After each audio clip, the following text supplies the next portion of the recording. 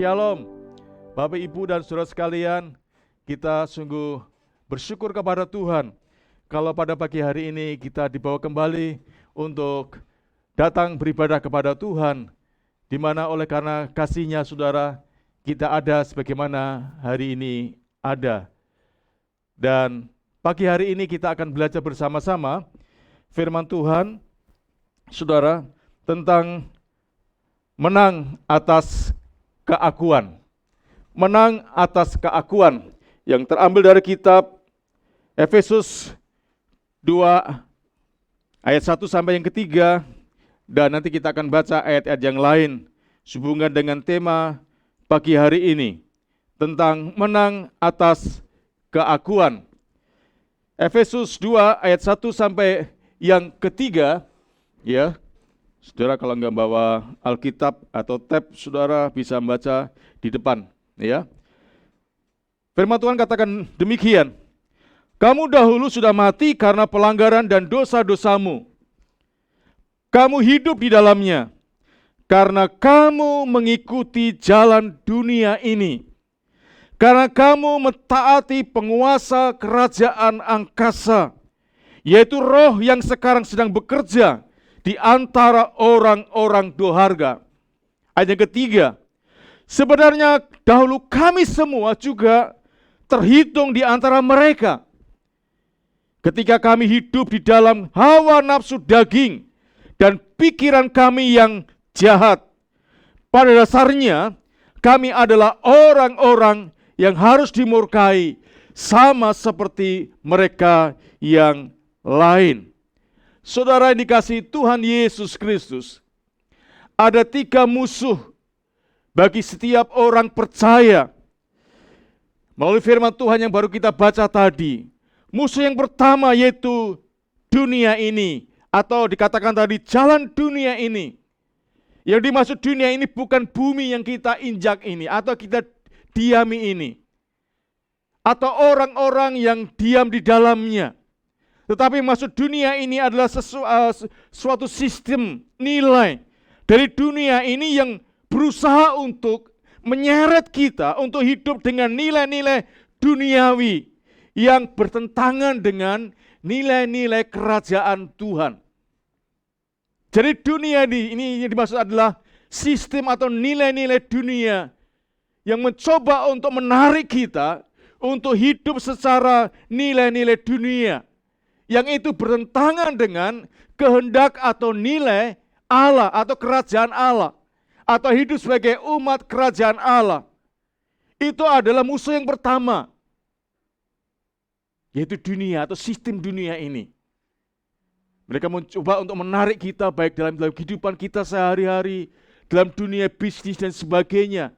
Saudara, seringkali dunia ini mencoba untuk menarik kita supaya kita itu mengikuti cara mereka, nilai-nilai mereka, yang itu semuanya bertentangan dengan nilai-nilai kerajaan Allah. Itu musuh yang pertama. Musuh yang kedua adalah dikatakan tadi penguasa kerajaan angkasa, yaitu iblis dan roh jahat yang selalu menggoda dan mencoba untuk menyeret kita supaya kita jatuh di dalam dosa. Itu adalah tantangan yang kedua, musuh yang kedua yang harus kita waspadai. Dan yang ketiga dikatakan tadi adalah hawa nafsu daging, yaitu sifat manusia lama yang telah jatuh dalam dosa dan tidak mau menaati kehendak Allah. Dan saudara, dari ketiga musuh kita ini, saudara, sebetulnya musuh yang terbesar yang harus kita kalahkan dalam kehidupan kita adalah yaitu hawa nafsu daging atau diri kita sendiri. Ya, seringkali banyak orang katakan musuh terbesar itu adalah diri sendiri. Hawa nafsu kita, kemauan kita, keegoan kita, keakuan kita, itu musuh yang terbesar dalam kehidupan orang percaya. Sehingga saudara, begitu banyak persoalan dunia ini terjadi, banyak kekisruan, banyak kerusuhan, banyak kehancuran dunia ini karena akibat hawa nafsu daging kita. Saudara, kenapa sih Tuhan Yesus harus datang ke dunia ini, saudara? Kenapa sih Bapa yang di surga harus mengutus anak satu-satunya ke dunia ini, bahkan mati di kayu salib? Saudara, untuk apa, saudara? Karena manusia telah jatuh dalam dosa. Karena apa, saudara? Dia lebih menuruti kehendak dirinya sendiri. Dia lebih menurut kemauannya sendiri. Saudara, dia melakukan apa yang dia mau, sehingga manusia itu jatuh dalam dosa. Dan tidak satu pun usaha upaya manusia yang bisa menyelamatkan atau keluar dari kuasa dosa itu, selain dari kalau ada satu pribadi, yaitu Yesus Kristus. Oleh karena itu, Yesus datang ke dunia ini, mati di atas kayu salib. Untuk apa, saudara? Untuk menebus dosa-dosa kita karena akibat keegoisan kita, karena keakuan kita, karena hawa nafsu daging manusia itu, saudara. Sehingga mereka tidak mau mentaati kehendak Allah, tapi dia mentaati kehendaknya sendiri. Oleh karena itu, saudara, pada pagi hari ini, Sinode GBI, saudara, secara nasional, mengambil satu tema dalam Jumat Agung ini, yaitu menang atas keakuan. Dan ini harus kita kalahkan, saudara. Ya, harus kita kalahkan. Karena apa, saudara? Kalau enggak, saudara, maka saudara, itu akan menghancurkan kehidupan kita. Sebagaimana yang sudah kita lihat hari-hari ini, sejak zaman dulu sampai sekarang ini. Saudara, keakuan itu begitu menonjol, begitu berkuasa dalam kehidupan manusia itu, sehingga dunia ini bukan semakin hari semakin membaik, tetapi saudara, dunia semakin hari semakin jahat. Itu yang kita hadapi. Oleh karena itu kita harus menang atas keakuan itu. Dan oleh sebab itu, saudara, kita akan belajar apakah ciri-ciri ya orang yang menang atas keakuan.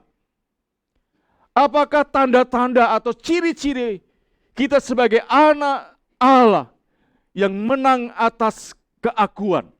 Yang pertama, saudara, yaitu merendahkan diri. Ciri yang pertama orang yang menang atas keakuan adalah merendahkan diri atau rendah hati. Itu bisa kita lihat dalam kitab Filipi pasal yang kedua ayat yang ketiga. Dikatakan di sana, dengan tidak mencari kepentingan sendiri atau puji-pujian yang sia-sia. Sebaliknya, hendaklah dengan rendah hati. Dikatakan hendaklah dengan rendah hati yang seorang menganggap yang lain lebih utama daripada dirinya sendiri. Jadi orang yang menang atas keakuan adalah orang yang rendah hati. Yaitu orang yang tidak mencari kepentingan diri sendiri. Tidak mencari puji-pujian yang sia-sia. Tapi yang menganggap orang lain lebih utama daripada dirinya sendiri. Saudara dikasihi Tuhan Yesus, melalui firman Tuhan ini, Tuhan ingin agar kita memiliki kerendahan hati dan menganggap yang lain lebih utama daripada diri kita sendiri. Saudara, Yesus Kristus yang menjadi sesembahan hidup kita, dia rela merendahkan dirinya untuk melayani, bahkan saudara mencuci kaki para muridnya. Dia bahkan mengambil rupa seorang hamba, bahkan taat sampai mati di atas kayu salib. Saudara dikasihi Tuhan Yesus Kristus, ini satu teladan yang harus kita teladani dalam kehidupan kita sebagai anak-anaknya. Yaitu kita harus rela untuk merendahkan diri kita, untuk melayani, bahkan mengambil rupa seorang hamba, bahkan taat sampai mati di atas kayu salib sebagaimana Yesus, saudara. Saudara, itu yang dilakukan Tuhan Yesus. Demi apa, saudara? Demi keselamatan kita. Demi keampunan dosa kita. Dia lebih mengutamakan kita daripada dia harus mempertahankan kemuliaannya dan mempertahankan kealahannya. Dia datang ke dunia, saudara. Bahkan dia menjadi seorang hamba, bahkan rela mati di atas kayu salib, saudara. Itu semuanya, saudara, bukan karena untuk dirinya, tapi untuk kepentingan kita semua. Oleh karena itu, biarlah firman Tuhan ini akan menolong kita untuk kita juga memiliki sikap sebagaimana Yesus sudah teladani kepada kita. Itu sikap yang berani untuk mengosongkan diri, untuk tidak mempertahankan diri, keegoan kita, kehendak kita, keinginan kita, kepuasan diri kita sendiri. Tapi kita belajar sebagaimana Yesus. Dia lebih mengutamakan kita, saudara. Walaupun ada harga yang harus dibayar begitu besar, tapi dia karena mengasihi kita, dia rela melakukan semuanya itu. Nah, karena dia mau lakukan semuanya itu, saudara, apa yang dilakukan oleh Bapa yang di surga? Itulah sebabnya Allah sangat meninggikan dia dan mengaruniakan kepadanya nama di atas segala nama. Supaya dalam nama Yesus yang tadi dia rela menjadi seorang hamba. Dia rela mati di atas salib. Dia merendahkan diri serendah-rendahnya. Kenapa, saudara? Orang di salib itu orang yang paling hina. Bahkan dikatakan orang yang terkutuk. Dia sampai segitu rupa, saudara. Mengambil sesuatu yang sangat rendah, sangat tidak dianggap oleh dunia ini. Tapi dampak dari semuanya, kerendahan hatinya, merendahkan dirinya itu, dikatakan, dia dikaruniakan, dia ditinggikan, sangat ditinggikan, dikaruniakan nama di atas segala nama. Bahkan supaya dalam nama Yesus, bertekuk lutut segala yang ada di langit dan yang ada di atas bumi dan yang ada di bawah bumi. Dan segala lidah mengaku Yesus Kristus adalah Tuhan bagi kemuliaan Allah dan Bapa di surga.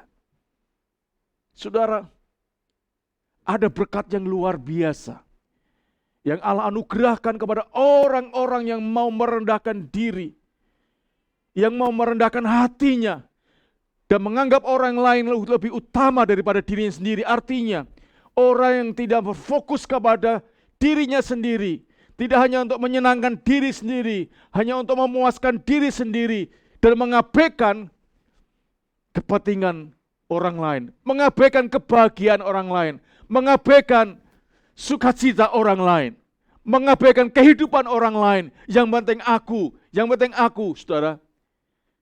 Bukan itu yang Tuhan mau. Oleh karena itu, saudara, kalau kita melihat dalam kitab Matius pasal 23, ya, sebagai perbandingan dikatakan, ya, dan barang siapa yang mau terbesar di antara kamu, hendaklah ia menjadi pelayanmu. Dan barang siapa yang meninggikan diri, dia akan direndahkan. Tetapi barang siapa yang merendahkan diri, dia akan apa, saudara? Ditinggikan. Jadi, saudara, mari kita belajar. Dalam kehidupan kita sebagai anak-anak Tuhan, kita harus menang atas keakuan kita. Yaitu keakuan tentang kesombongan, tentang keegoisan, tentang fokus kepada diri sendiri, dan mengabaikan orang-orang yang ada di sekitar kita. Karena orang yang sombong, yang tinggi hati akan direndahkan. Tapi orang yang merendahkan diri, merendah hati akan ditinggikan. Dan Yesus yang sudah memberikan teladan bagi kita, itu sudah dibuktikannya. Oleh karena itu, saudara, kita sebagai anak-anak Tuhan, mari kita belajar, kita menang atas keakuan. Itu dengan cara kita harus memiliki sifat karakter seperti Yesus yang rendah hati. Rela menjadi hamba, bahkan dia mati di atas kayu salib. Tetapi semuanya itu, Bapa di surga mengangkat dia sangat meninggikan, mengharumkan nama di atas segala nama. Bahkan setiap lutut bertelur, setiap lidah akan mengaku Yesus Kristus Tuhan. Jadi saudara gak sia-sia kalau saudara membangun karakter rendah hati, merendahkan diri. Saudara akan ditinggikan dan diagungkan, akan dimuliakan Tuhan. Tidak sia-sia saudara, karena Tuhan akan memberkati saudara. Itu yang pertama.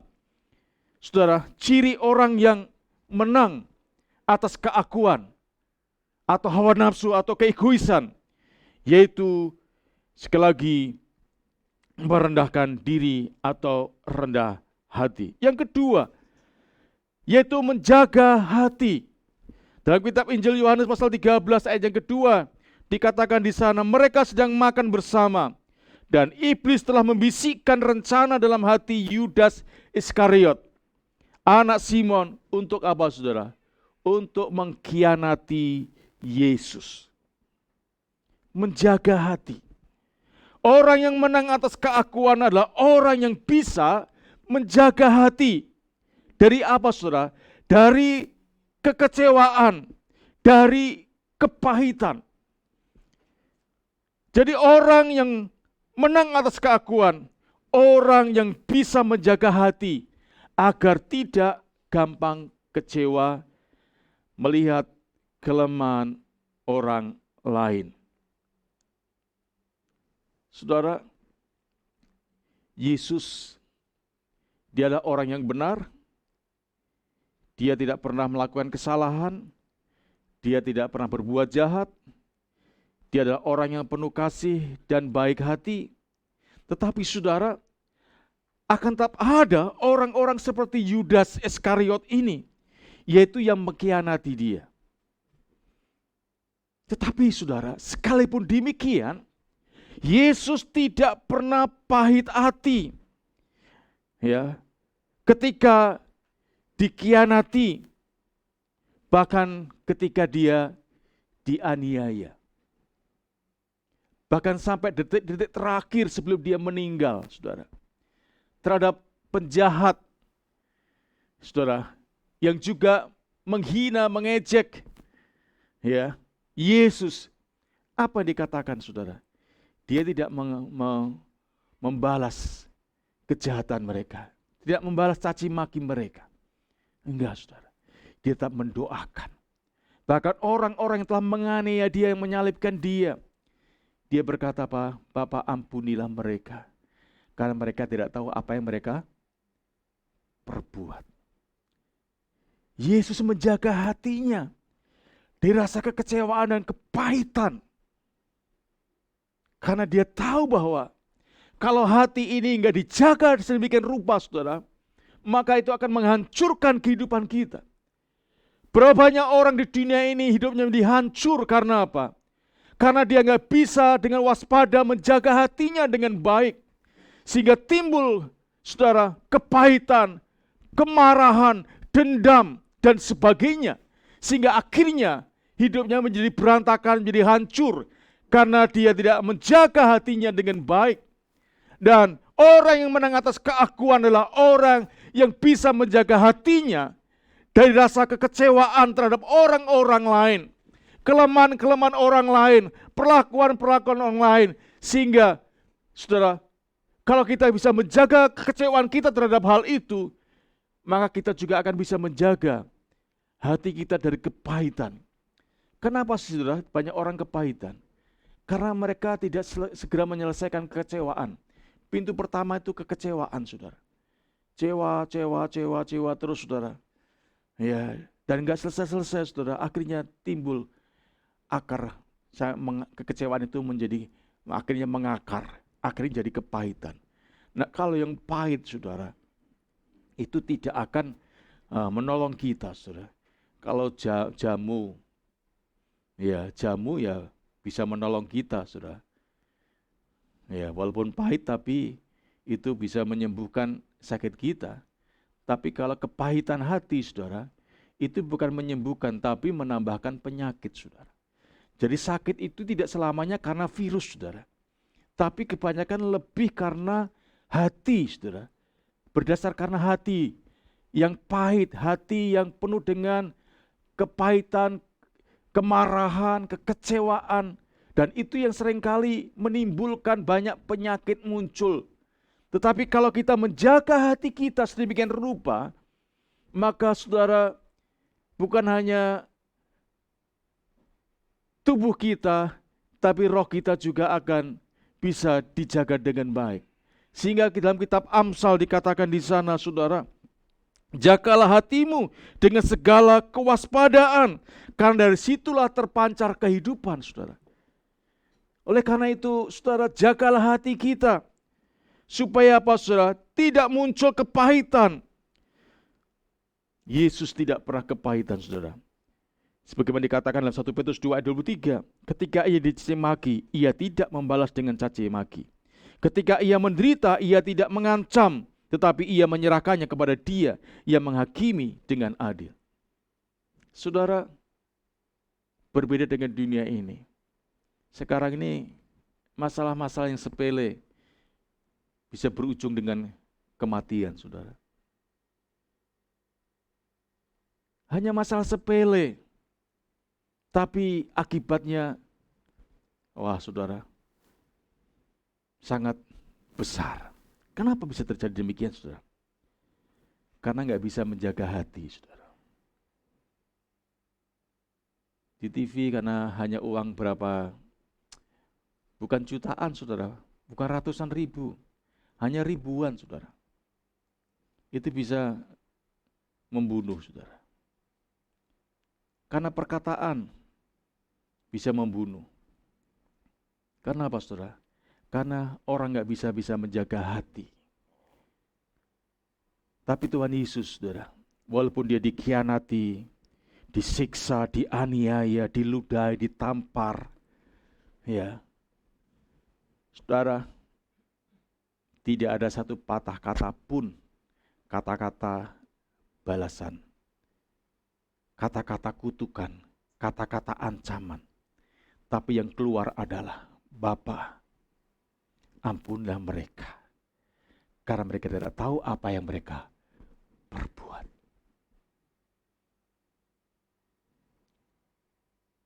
Kepada Yudas Iskariot, saudara, kematiannya bukan karena Yesus mengutuk, enggak, saudara.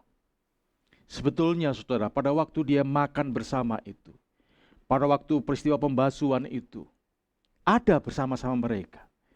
Tuhan mengingatkan sebetulnya, ngasih tanda kepada mereka. Tapi saudara, karena sekali lagi, Yudas Iskariot ini, dia enggak mau menjaga hatinya dari bisikan iblis itu. Sehingga dia memberikan peluang dan kesempatan iblis untuk bekerja.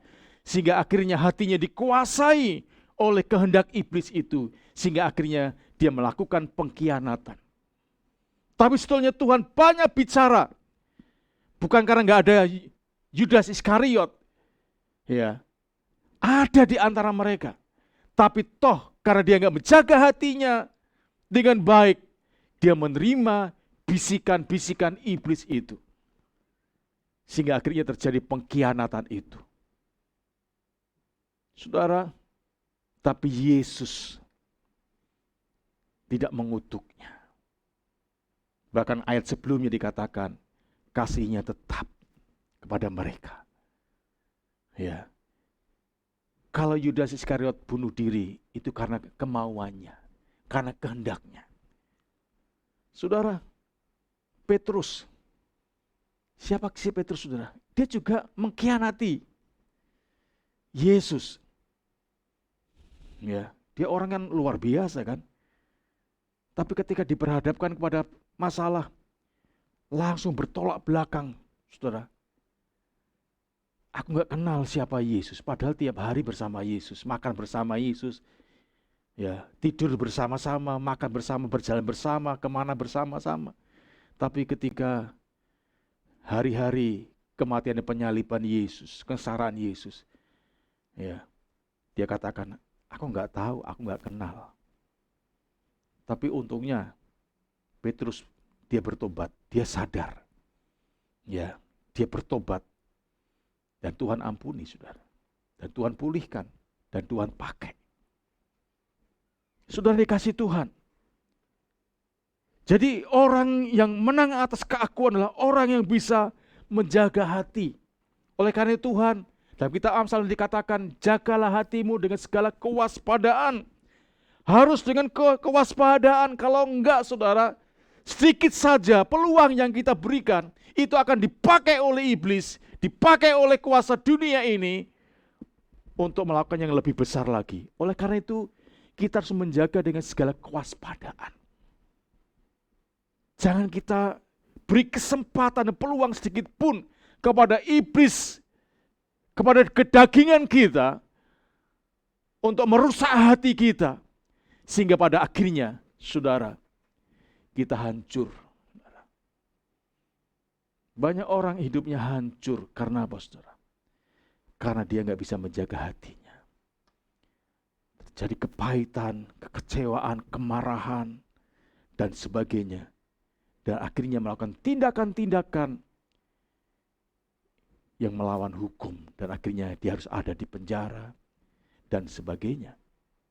Oleh karena itu saudara, kita sebagai anak-anak Tuhan, kita harus berani dan kita harus belajar untuk menjaga hati kita. Sebagaimana sulitnya, sebagaimana besarnya, sebagaimana sakitnya, ya, perlakuan orang terhadap diri kita, saudara.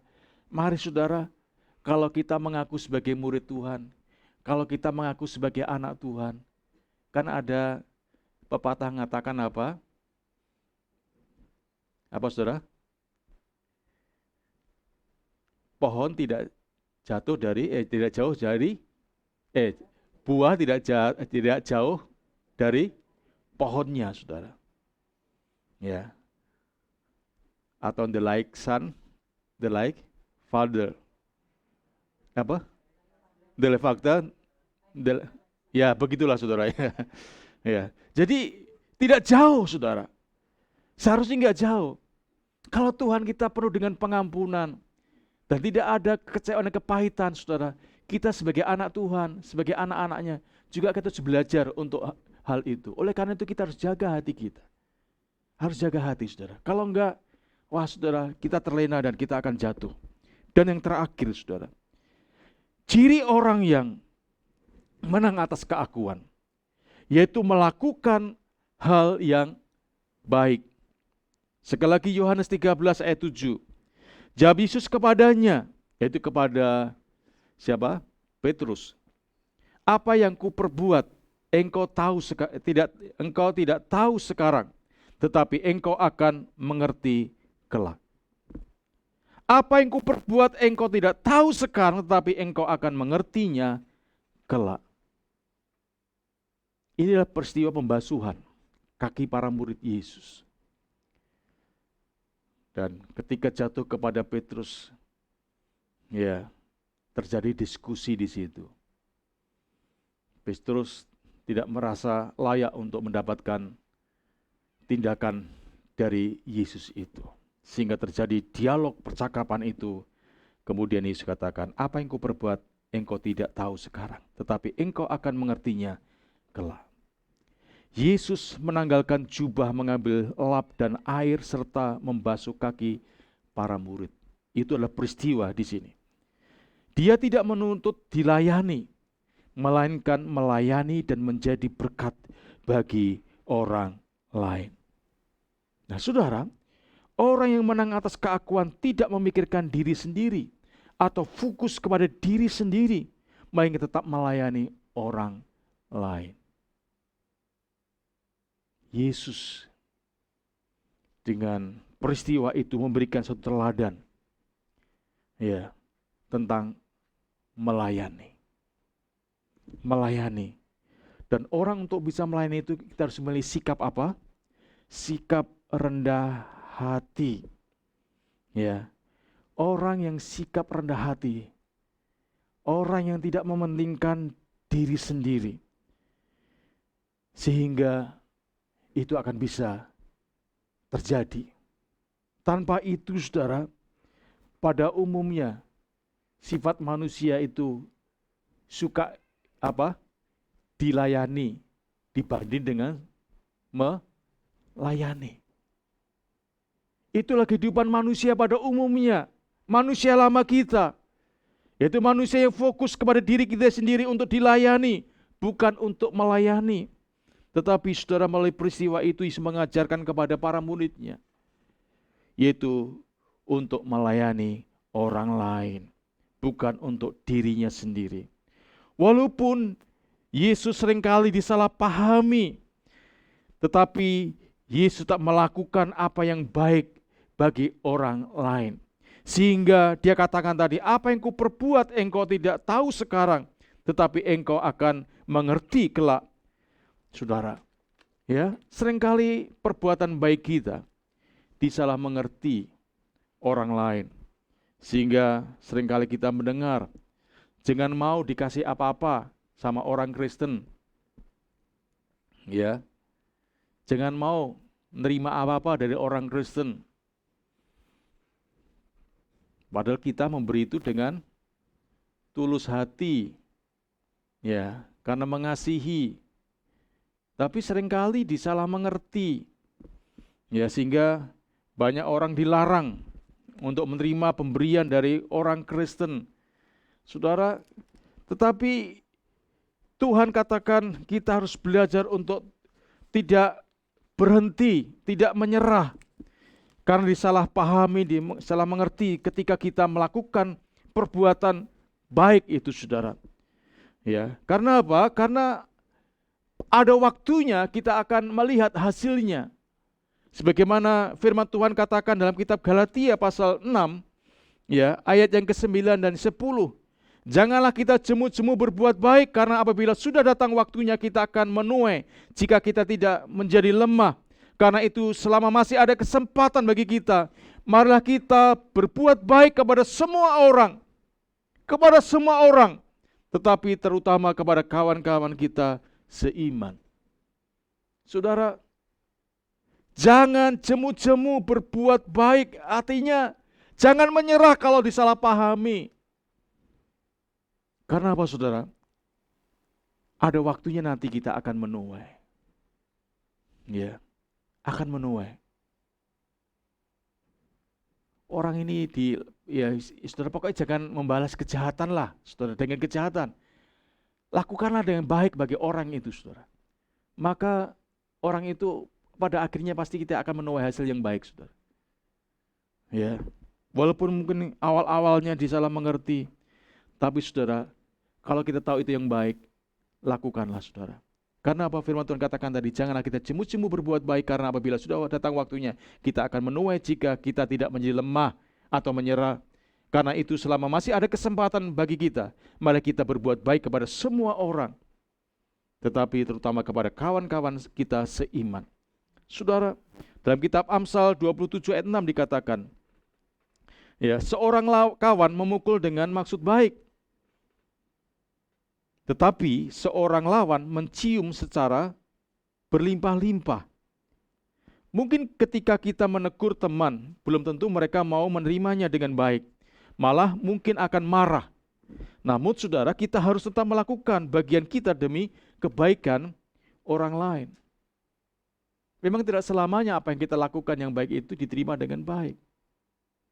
Tapi saudara, firman Tuhan mengajar kepada kita, mari kita belajar untuk tak melakukan demi kebaikan orang itu. Selama demi kebaikan, saudara, ya, nggak apa-apa. Ya, kita disalah mengerti, disalah pahami, bahkan mungkin kita dimusuhi, dimarahin. Tapi lakukan saja yang baik. Ya, jangan dibalas, ya, dengan kejahatan, dengan kemarahan, dengan kebencian. Tapi lakukan apa yang baik. Karena apa? Motivasi kita untuk menyelamatkan mereka, untuk menolong mereka, untuk kebaikan mereka. Ya, apalagi kita punya visi menjaga apa? Saudara kita. Menjaga saudara kita. Kalau dia tahu bahwa itu adalah salah, saudara, kita akan menjadi salah kalau kita tidak mengingatkan mereka, walaupun mungkin nanti dia akan marah. Apa urusanmu? Itu urusanku. Ya, nggak apa-apa, saudara. Tapi kita harus belajar untuk mengingatkan terus. Ya, mungkin pada waktu itu dia belum sadar. Tapi ketika ke-10 kalinya kita mengingatkan baru, oh iya, iya. Ya, saudara, ada cerita ini, saudara. Ada jemaat di sini, saudara. Dia suka ngerokok, saudara. Ngerokok terus aja, saudara. Ya, karena dia kerjanya malam, saudara ya. Jadi sambil untuk menjaga supaya dia bisa bekerja itu, dia ngerokok terus, saudara. Istrinya siapa orang itu, saudara, pokoknya nggak didengar lah. Ya, pada suatu hari katanya, saudara, dia itu mau renang kalau nggak salah, saudara. Mau renang, dia duduk, dia ngerokok, saudara. Tahu ada orang, saudara, datang. Kamu kok ngerokok aja katanya. Padahal orangnya nggak kenal, saudara. Dia itu nggak kenal. Tapi dia ketemu langsung dia ngomong, loh kamu kok ngerokok saja katanya. Nah, saudara, ini orang yang dia nggak kenal, dia nggak tahu siapa orang. Dia kemudian itu bengong, saudara. Bengong. Karena akhirnya, saudara, itu mungkin suara Tuhan katanya, saudara. Mulai saat itu dia bertobat, saudara. Sampai hari ini dia lepas dari rokok. Jadi saudara. Orang nggak dikenal ngomong begitu, sedangkan tiap hari istrinya ngomel, saudara, nggak didengar, saudara. Tapi ada orang tahu nunjuk, loh kamu kok ngerokok terus. Nggak kenal, bertobat, saudara. Jadi, saudara, mari kita belajar melalui firman Tuhan ini, kita menang atas keakuan kita. Amin, saudara. Sehingga Paskah atau Jumat Agung ini membuat kita semakin lebih dewasa lagi, memiliki karakter seperti Kristus. Amin. Puji Tuhan. Mari kita akan, saudara, lanjutkan pada siang hari ini dengan menerima sakramen perjamuan kudus. Dan saya minta saudara-saudara yang di rumah persiapkan ya roti dan anggur yang sudah terima ya, sehingga kita bisa mengikuti pelayanan perjamuan kudus ini dengan baik. Mari kita akan berdoa untuk menerima sakramen perjamuan kudus ini.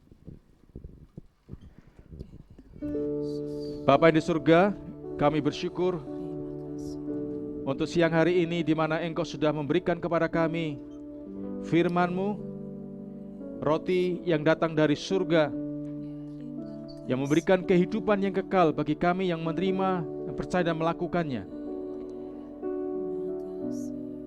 Mengingatkan kami kembali bagaimana kami harus menang atas keakuan, sebagaimana yang diteladankan Yesus Kristus yang telah menang atas segala keakuannya, sehingga dia tidak mempertahankan haknya, sehingga dia mau datang ke dunia ini untuk menjadi seorang hamba, bahkan mati di atas kayu salib demi kepentingan kami orang-orang yang berdosa ini, sehingga Engkau akhirnya ditinggikan, diagungkan oleh Bapa. Oleh karena itu Tuhan Yesus, tolonglah kami supaya kami sebagai anak-anak-Mu Tuhan, untuk belajar menang atas keakuan kami dengan cara kami hidup rendah hati Tuhan, dengan cara kami Tuhan menjaga hati, dan juga Tuhan melakukan perbuatan-perbuatan baik untuk kepentingan orang lain, untuk kebaikan bagi orang lain, sekalipun mungkin kami disalah mengerti bagi orang-orang yang kami layani, yang kami Tuhan kasihi. Tolonglah Tuhan Yesus, tolonglah kami supaya kami sungguh-sungguh menjadi orang-orang yang menang atas semua keegoisan kami, kehendak daging kami, supaya itu tidak akan membinasakan kami, menghancurkan hidup kami, tetapi kami boleh keluar sebagai orang-orang yang telah menang atas semuanya itu, Tuhan. Dan kalau sebentar kami akan diteguhkan melalui Tuhan juga sakramen perjamuan kudus pada pagi hari ini, kami minta supaya Tuhan memberkati sakramen perjamuan kudus ini untuk kembali meneguhkan dan menguatkan Tuhan tentang iman percaya kami akan kasih kami kepada Tuhan, sebagaimana Engkau telah mengasihi kami, berkorban demi kami, mati bagi kami Tuhan, bagi keampunan dosa kami, bagi keselamatan kami. Tolonglah kami supaya kami tidak, Tuhan, menyia-nyiakan akan kasih Tuhan yang begitu besar dan begitu luar biasa ini, dengan kami hidup seturut dengan kehendak-Mu. Oleh karena itu Engkau berkati sakramen perjamuan kudus ini, hamba-hamba-Mu yang melayani, baik kepala-kepala keluarga yang melayani, ibu-ibu yang melayani, Tuhan Engkau berkati mereka semuanya, sehingga Tuhan perjamuan kudus ini mendatangkan hormat dan kemuliaan bagi nama-Mu. Di dalam nama Tuhan Yesus Kristus kami siap Tuhan, Engkau berkati melalui sakramen perjamuan kudus ini. Terpujilah nama-Mu selama-lamanya. Dalam nama Yesus Kristus Tuhan. Haleluya. Amin. Silakan saudara bagikan kepada anggota keluarga saudara, dan kita akan terima semuanya ini dengan hati yang penuh ucapan syukur.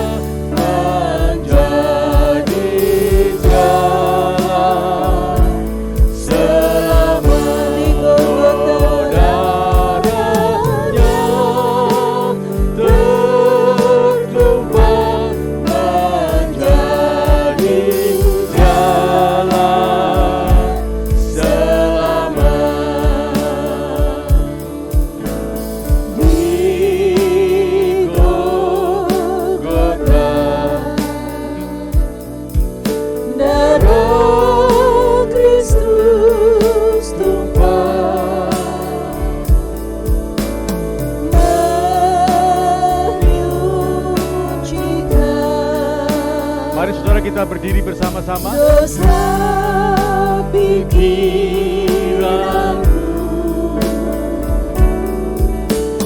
menyucikan, dosa perbuatanku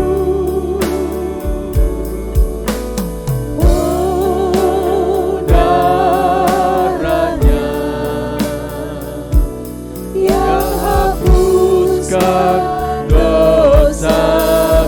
Darah Yesus, darah Yesus, hapuskan dosaku. Darah Yesus, hidupkan kita, darahnya tertumpah menjadi jalan selamat. Oh, darahnya tertumpah menjadi jalan selamat. Oh, darahnya tertumpah menjadi jalan selamat. Saudara, di dalam roti itu ada ayat firman Tuhan. Saudara bisa baca sebelum kita akan makan nanti. Dan bila firman Tuhan itu saudara yakini dan lakukan, maka firman itu akan menjadi kuasa dan akan datangkan mujizat dalam kehidupan saudara. Kalau sudah, mari kita akan angkat tinggi-tinggi roti di tangan kanan saudara. Dengarkan apa yang dikatakan firman Tuhan. Sebab apa yang telah kuteruskan kepadamu telah aku terima dari Tuhan, yaitu bahwa Tuhan Yesus pada malam waktu ia diserahkan mengambil roti, dan sudah itu ia mengucap syukur atasnya. Ia memecah-mecahkannya dan berkata, inilah tubuhku yang diserahkan bagi kamu. Perbuatlah ini menjadi peringatan akan aku. Apakah sudah percaya bahwa roti yang kita pegang ini melambangkan tubuh yang dipecah-pecahkan bagi kita? Kalau percaya, mari kita akan makan dengan pengucapan syukur di dalam nama Tuhan Yesus Kristus.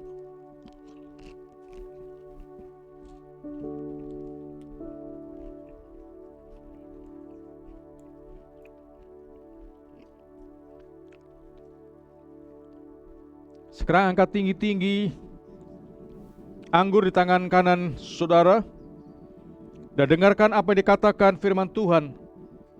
Demikian juga ia mengambil cawan sudah makan lalu berkata, cawan ini adalah perjanjian baru yang dimeteraikan oleh darahku.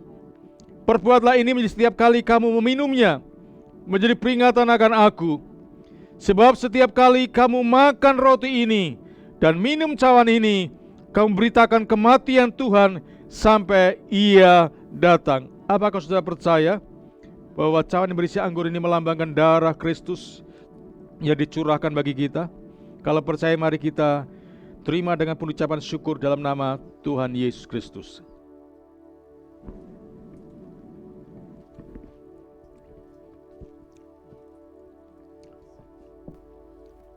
Terima kasih Tuhan.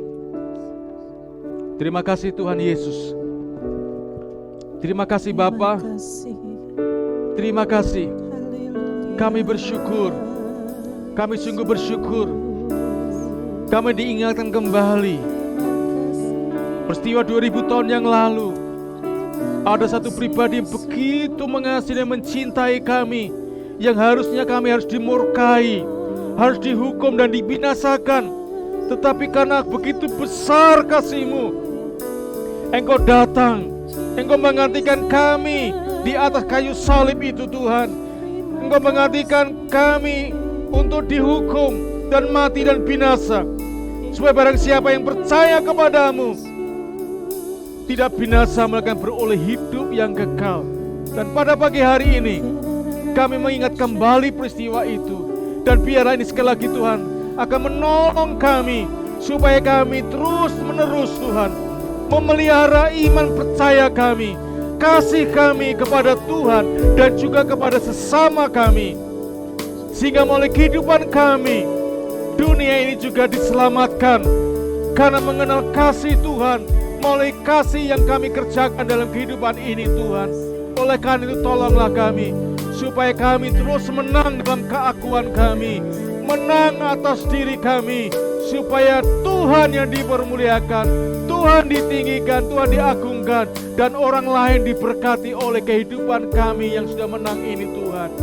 Tolonglah Tuhan, pakailah hidup kami Tuhan untuk menjadi kebaikan bagi orang-orang lain Tuhan yang ada sekitar kami, keluarga kami, tetangga kami, rekan sekerja kami, dan siapapun orang yang ada di tengah-tengah kami.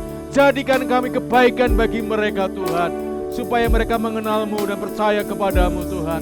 Terima kasih Tuhan untuk kesempatan pagi hari ini, dan kami berdoa pagi hari ini Tuhan, secara khusus setelah jam ibadah ini kami akan menyelenggarakan sakramen Tuhan baptisan air Tuhan untuk ke-8 saudara kami yang berkeputusan untuk percaya menerima Engkau sebagai Tuhan dan Juru Selamat. Tuhan, Engkau memberkati jalannya.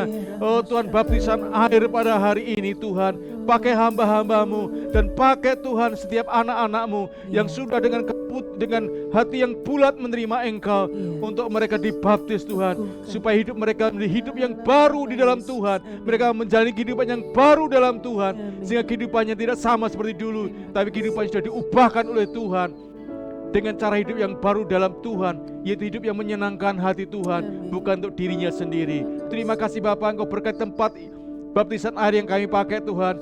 Biarlah hadirat-Mu turun di sana Tuhan, supaya ibadah kami nanti sungguh-sungguh ibadah yang mendatangkan kasih karunia Allah, mendatangkan pujian dan kemuliaan bagi Allah. Terima kasih banyak Bapa, terima kasih kami berdoa dan menyerahkan untuk setiap hamba-hambamu yang sudah Engkau pakai pada hari ini untuk melayani pekerjaanmu.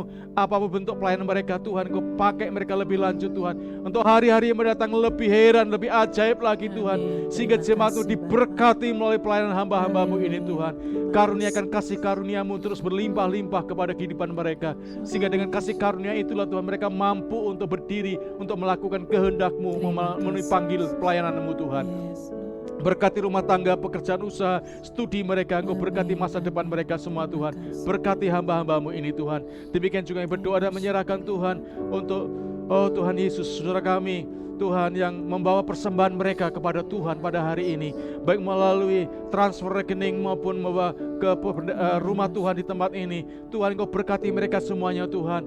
Engkau sendiri akan menyediakan benih bagi mereka, sehingga mereka semakin berlimpah-limpah untuk menjadi berkat, baik untuk pekerjaan Tuhan maupun bagi orang yang membutuhkan pertolongan Tuhan melalui kehidupan anak-anak-Mu ini Tuhan. Berkati usaha, pekerjaan, kesehatan rumah tangga mereka semuanya Tuhan. Terima kasih banyak Bapa, terima kasih Tuhan Yesus. Dan kami juga berdoa untuk bangsa negara kami Tuhan. Oh Tuhan, yang sedang menghadapi situasi yang sulit saat ini, baik karena virus corona, ekonomi, dan situasi yang terjadi hari-hari ini. Kami berdoa Tuhan, karuniakan hikmat akal budi kepada para pemimpin bangsa kami, dari tingkat pusat sampai daerah Tuhan, supaya mereka dengan diberikan hati yang bijaksana untuk bisa mengambil satu kebijakan, keputusan yang tepat dan benar, sehingga bisa mengatasi situasi yang terjadi saat ini, baik itu untuk mengatasi COVID-19 maupun perekonomian, dan juga situasi hari-hari ini tentang situasi politik dan juga situasi keamanan di negeri kami. Kami minta perlindungan daripada Tuhan, kami minta keselamatan daripada Tuhan. Engkau curahkan di negeri kami ini Tuhan, sehingga bangsa kami keluar dari situasi yang sulit ini, dan Engkau dipermuliakan Tuhan. Terima kasih banyak Bapa, terima kasih. Sebentar kami akan Tuhan pulang, kami akan berpisah satu dengan lainnya. Kiranya berkat damai sejahtera dari Allah Bapa memenuhi kami semua. Kasih karunia dari Tuhan Yesus Kristus serta persekutuan Allah Roh Kudus memberkati kami, menyatukan kami hari ini sampai selama-lamanya, dalam berkat Yesus Kristus Tuhan. Haleluya, haleluya, amin. Kami memuji kebesaran-Mu.